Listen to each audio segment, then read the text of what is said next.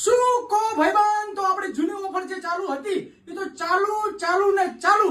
એટલે કે આપણે જૂની ઓફર ની અંદર એવું હતું કે સૌથી વધારે કોમેન્ટ ઉપર લાઈક હશે એને વિનર જાહેર કરીશું. પણ અત્યારે 5 દિવસની વાર છે, એટલે કે 2 દિવસની હજી તો વાર છે. પણ આજે અમારા મોટા ભાઈ, અમારા ગુજ્જુ લવગુરુ એટલે કે બ્લેક ડાયમંડ એટલે કે મારી દુકાને મારો ભાઈ આવ્યો છે.